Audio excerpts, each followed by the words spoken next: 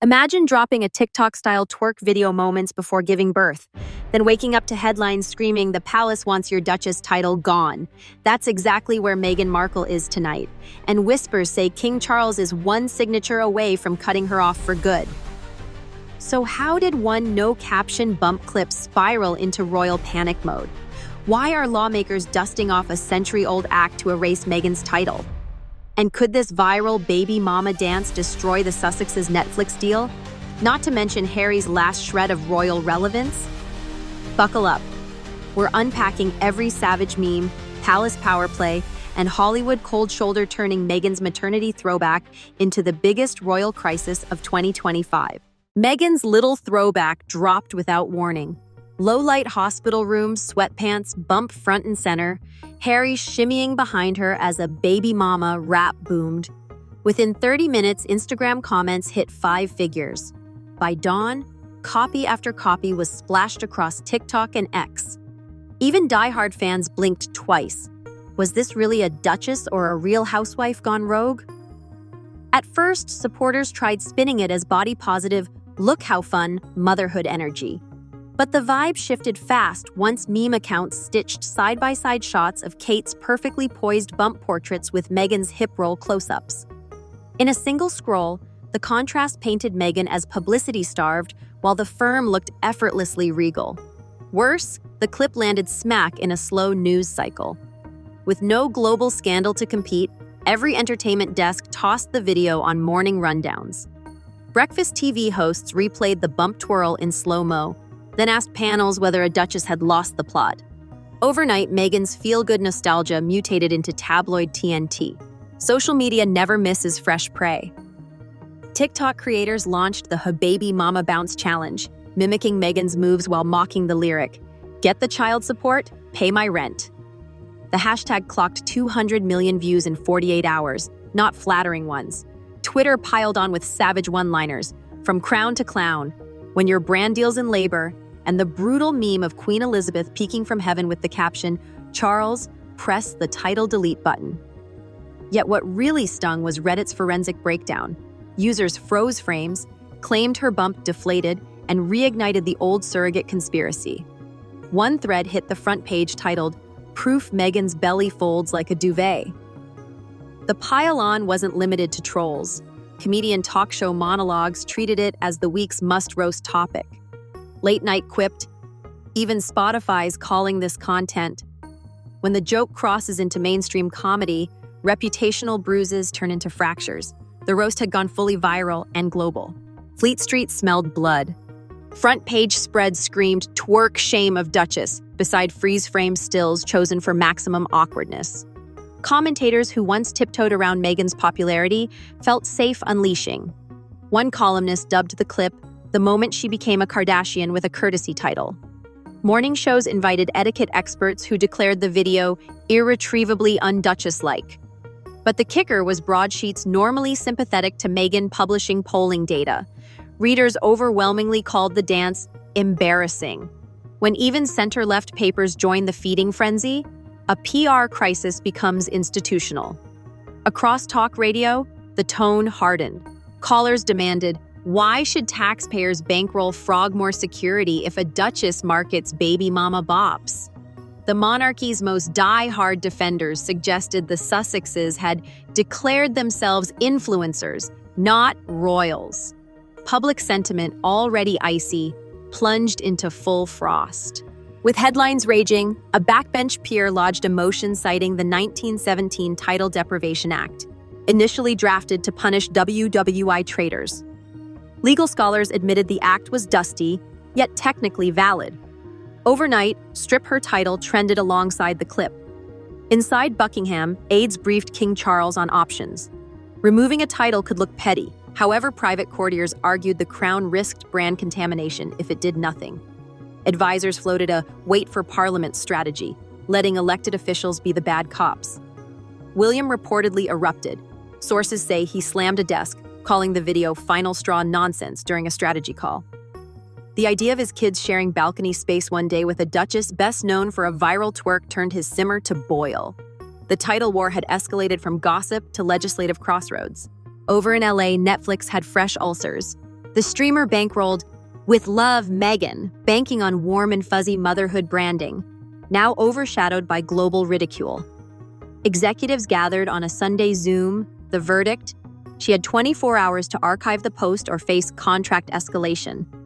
Meghan, citing creative freedom, kept the video live. But Netflix's legal team flagged a morals clause buried 3 pages deep. Suddenly, teaser trailers disappeared from internal schedules, crew received pause emails, and budget lines were frozen. For a pair counting on Netflix's next lump sum payout, that pause felt like a financial vice. Industry gossip flew. A co-CEO referred to the Duchess as a content liability. Agencies whispered that if Netflix drops her, Amazon won't jump in without stronger behavior safeguards. Meghan's single clip threatened a revenue pipeline bigger than any royal allowance. Inside the Sussex Foundation, Slack channels turned red alert. Communications staff had drafted a joyful motherhood statement, but Meghan vetoed it, accusing them of cowardice. Staffers traded eye-roll emojis. Within 48 hours, 2 junior social managers resigned, citing brand direction whiplash. Donor relations panicked. February invoices for corporate pledges demanded reassurance the Sussex brand still aligned with impact and dignity. Yet large sponsors quietly postponed payments, pending reputational clarity. When philanthropy dollars stall, even the most image-forward Duchess must take notice. Harry attempted to rally morale with a Zoom pep talk from Vancouver, focusing on Invictus. However, insiders leaked that he ended the call by admitting, "I'm not equipped to manage social storms." Staff described the atmosphere as sinking cruise ship, bands still playing, but lifeboats clanking. Once upon a time, one cryptic Oprah tweet could smother any backlash. Not now. The Queen of Talk kept stum. Serena Williams stayed courtside quiet. Tyler Perry liked a Lakers post instead.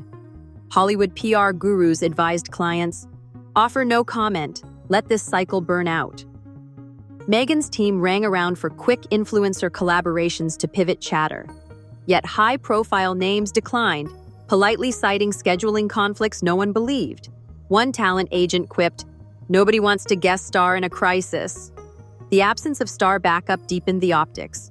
Meghan's enemies framed it as proof she'd drained her Hollywood goodwill. Her fans argued A-listers were intimidated by royal politics. Either way, the silence rang louder than 1,000 clap emojis. Snap polling told a brutal story. UK approval for Meghan crashed below Prince Andrew territory, a stat once thought impossible. Even US support, her safe market, fell by double digits among millennials and Gen Z women. Pollsters blamed oversharing fatigue and royal disrespect vibes. Meanwhile, Harry's personal favorability took collateral damage. His Invictus glow dimmed as social users spliced him dancing in scrubs behind Meghan's bump. Late-night quips renaming him the spare tire didn't help. Brands track these numbers religiously. When sentiment dives, advertising dollars evaporate. Agencies flagged Sussex endorsements as red. Unless a heroic pivot arrives fast, any potential merch drop, under with love, Meghan could tank harder than her Spotify exit. Charles, balancing public frustration and statesman image, let Parliament chatter while privately greenlighting lawyers to explore title pathways. Courtiers leaked enough to keep pressure on Meghan, not enough to trigger sympathy for her. It was reputational chess at Windsor speed. William, according to palace insiders, demanded decisive action. No more hand-wringing. Yet senior aides feared a hasty move would martyr Meghan in US media. They favored slow-drip humiliation. Fewer invites, no balcony appearances, gradual fade-out. Behind the scenes, Kate reportedly advised, "Ignore her. Attention is oxygen." The king considered that wisdom. However, he also knew donors, diplomats, and Commonwealth leaders were asking why the crown tolerated Duchess dance-offs. The clock on inaction ticked louder. Meghan's bump twerk aimed to project empowered authenticity, but triggered a reputational riptide. Now she's boxed into 2 choices: double down on freewheeling influencer branding, or execute a humility tour and beg Hollywood, Netflix, and maybe even the palace for a reset.